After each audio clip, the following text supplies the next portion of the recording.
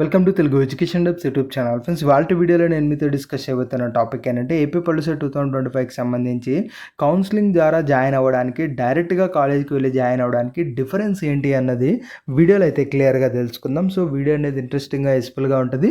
పూర్తిగా చూడడానికి అయితే ట్రై చేయండి. ఇక టాపిక్ అయితే స్టార్ట్ చేసే ముందు నా చిన్న రిక్వెస్ట్ ఏంటంటే ఇప్పటివరకు మన తెలుగు ఎడ్యుకేషన్ డబ్స్ యూట్యూబ్ ఛానల్ని మీరు ఎవరైనా సబ్స్క్రైబ్ చేయకుండా చూస్తున్నట్టయితే మీకు యూస్ఫుల్ అయ్యే ఇలాంటి ఎన్నో వీడియోస్ కోసం అయితే సబ్స్క్రైబ్ చేసుకోండి.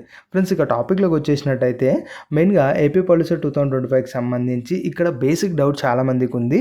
అసలు మనం పాలిటెక్నిక్ కాలేజీలో కౌన్సిలింగ్ ద్వారానే ఎందుకు జాయిన్ అవ్వాలి? డైరెక్ట్గా వెళ్ళి నాకు కాలేజీలో అడ్మిషన్ ఇవ్వండి, నేను మేనేజ్మెంట్లో జాయిన్ అవుతాను, జాయిన్ అవ్వచ్చు కదా. ఎందుకు మనకు అసలు ఇలా డైరెక్ట్గా కాలేజీకి వెళ్ళకోకుండా త్రూ కౌన్సిలింగ్ ఎందుకు వెళ్తున్నాం? ఈ రెండింటి మధ్య డిఫరెన్స్ ఏంటి అన్నది మనం గమనిద్దాం. ఫ్రెండ్స్, ఈ రెండింటి మధ్య మనకు డిఫరెన్స్ లేనట్టే కనిపిస్తుంది, కానీ చాలా డిఫరెన్స్ అయితే ఉంది. అందులోనూ చాలా హ్యూజ్ డిఫరెన్స్ అయితే మనకైతే ఉంటుంది. అది మనమైతే మాట్లాడుకుందాం. ఇందులో ఫస్ట్ మెయిన్ డిఫరెన్స్ ఏంటి అంటే గుర్తుపెట్టుకోండి, మీరు ఎప్పుడైతే కౌన్సిలింగ్ నుంచి వెళ్తారో అప్పుడు పాలిసీ రిలేటెడ్గా గవర్నమెంట్ కాలేజెస్ అయితే ఉంటాయి కదా, గవర్నమెంట్ కాలేజెస్లో మీరు జాయిన్ అవ్వడానికి ఎలిజిబిలిటీ ఉంటుంది. మీరు ఎప్పుడైతే కౌన్సిలింగ్ నుంచి వెళ్తారో కౌన్సిలింగ్ నుంచి వెళ్ళినప్పుడు గవర్నమెంట్ పాలిటెక్నిక్ కాలేజ్లో జాయిన్ అవ్వడానికి మీరు ఎలిజిబిలిటీ ఉంటుంది. అలా కాకోకుండా మీరు డైరెక్ట్గా కాలేజ్కి వెళ్ళి జాయిన్ అవుదాము అనుకున్నట్టయితే మీరు ఈ గవర్నమెంట్ కాలేజ్లో జాయిన్ అవ్వడానికి మీకు ఎలిజిబిలిటీ ఉండదు. ఏదైతే మీ దగ్గరలో ఉన్న ప్రైవేట్ కాలేజెస్ కావచ్చు, లేదంటే ఇంకా ఏమైనా టాప్ ప్రైవేట్ కాలేజ్ కావచ్చు, ఏవైతే ఉంటాయో వాటిలో కావాలి అనుకున్నట్టయితే మీరు మనీ పే చేసి మేనేజ్మెంట్లో మీరు జాయిన్ అవ్వచ్చు. కానీ ఇలా ఏదైతే గవర్నమెంట్కి రిలేటెడ్గా కాలేజెస్ ఉన్నాయో వీటిలో జాయిన్ అవ్వాలనుకుంటే మాత్రం ఖచ్చితంగా మీరు త్రూ కౌన్సిలింగ్ ద్వారానే వెళ్ళాల్సి ఉంటుంది.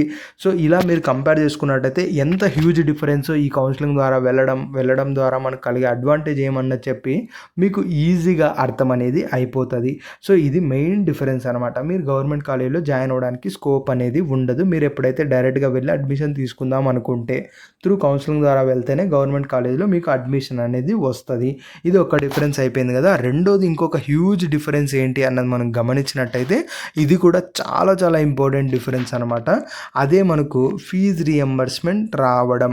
అంటే మీకు ఒక కాలేజీలో సీట్ వస్తే మీ తరపున గుర్తుపెట్టుకోండి, మీ తరపున మీ కాలేజెస్ ఫీ ఏదైతే ఉంటుందో అది కంప్లీట్గా 3 ఇయర్స్ పాటు, ఒక్క ఇయర్ కాదు 3 ఇయర్స్ పాటు గవర్నమెంట్ వాళ్ళు అనేది మీకు ఫీజు అనేది పే చేయడం అయితే జరుగుతుంది. మీ తరపున మీ యొక్క ఫీజు కాలేజెస్కి, ఫర్ ఎగ్జాంపుల్ మీ యొక్క ఫీజు ఒక ప్రైవేట్ కాలేజీలో జాయిన్ అయితే 25,000 ఉంటుంది ఒక ఇయర్కి. అంటే మీ తరపున ఓవరాల్గా 3 ఇయర్స్ కలిపి 75,000 అంటే 75,000 రూపాయలు మీకోసం గవర్నమెంట్ వాళ్ళు అనేది ఈ 3 ఏళ్లలో మీకు కాలేజ్ ఫీజుగా ఖర్చు చేస్తున్నారు. సో ఇది ఎంత పెద్ద డిఫరెన్స్ అన్నది చెప్పి మీకైతే అర్థమవుతుంది. సో కాబట్టి ఫీజ్ రియంబర్స్మెంట్ అగైన్ అందరికీ రాకపోవచ్చు, కానీ వచ్చిన వాళ్ళకైనా ఇది చాలా వరకు అయితే బెనిఫిట్ కదా. సో కాబట్టి ఫీజ్ రియంబర్స్మెంట్ మాత్రం చాలా చాలా హ్యూజ్ ఇంపాక్ట్ అయితే ఉంటుంది. అలా ఎవరైతే డైరెక్ట్గా వెళ్తారో వాళ్ళకి ఇలాంటివి ఏవి కూడా ఉండవు. మీరు డైరెక్ట్గా వెళ్తున్నారు అంటే అక్కడ కాలేజీలో ఎంత ఫీజు అయితే ఉంటుందో అంత ఫీజు మీ ఓన్గా మీ పాకెట్లో నుంచి పే చేస్తూ మీరు ఒక కాలేజీలో చదువుకోవాల్సి ఉంటుంది. అలానే కాకుండా మీరు కౌన్సిలింగ్ నుంచి వెళ్ళారనుకోండి, మీకు ఫీజ్ రియంబర్స్మెంట్ వస్తుంది. ఇన్ కేస్ మీరు ఎలిజిబుల్ అయినట్టయితే ఆ ఫీజు రియంబర్స్మెంట్లో కూడా మీకు ఓవరాల్ ఫీజు అనేది కాలేజ్ వాళ్ళు అయితే పే చేస్తారు. ఇది సెకండ్ డిఫరెన్స్. ఇప్పుడు థర్డ్ డిఫరెన్స్ గురించి మాట్లాడదాం. ఇది కూడా చాలా చాలా ఇంపార్టెంట్ డిఫరెన్స్. ఎందుకు అంటే అరే ఇప్పుడు మనకు ఫీజు రియంబర్స్మెంట్ రాదు, మేము మేనేజ్మెంట్లో వెళ్ళినా కూడా మనకు సేమ్ అయిపోతుంది కదా అన్న క్వశ్చన్లో చాలామంది అయితే ఉంటారు. ఈ థర్డ్ డిఫరెన్స్ ఏంటి అంటే మీరు ఫస్ట్ ఫీజు అనేది ఒకసారి కంపేర్ చేయండి.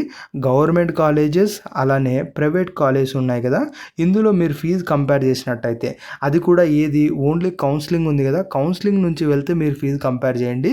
అలానే డైరెక్ట్గా మీరు కాలేజ్కి వెళ్ళి అడ్మిషన్ తీసుకుంటే ఫీజు కంపేర్ అనేది చేయండి. ఇక్కడ కౌన్సిలింగ్ నుంచి వెళ్తే మీకు గవర్నమెంట్ కాలేజీలో ఫీజు ఎంత అనుకుంటున్నారు? చాలా వరకు షాక్ అవుతారు. అరౌండ్ మనకు 4,700 కావచ్చు, ఆర్ మోస్ట్లీ 5,000 బిలో మనకైతే ఫీజు అయితే ఉంటుంది. సో ఒక సంవత్సరానికి 5,000 రూపాయలు ఫీజు మాత్రమే. అది కూడా ఇప్పుడున్న జనరేషన్స్లో ఎంత ఇంపాక్ట్ అనేది మీరు అర్థం చేసుకోవచ్చు. ఇది త్రూ కౌన్సిలింగ్ ద్వారా వెళ్తే గవర్నమెంట్ కాలేజ్లో ఇంత ఫీజు అనేది ఉంటుంది. మరి ప్రైవేట్ కాలేజ్లో ఎంత ఫీజు ఉంటుంది అంటే అరౌండ్ మనకు 25,000 పర్ ఇయర్ వరకు ఫీజు అయితే ఉంటుంది. ఫీజు రింబర్స్మెంట్ వచ్చాలో గవర్నమెంట్ అయితే పే చేస్తుంది. 4,700 అయినా 25,000 అయినా గవర్నమెంట్ అయితే పే చేస్తుంది.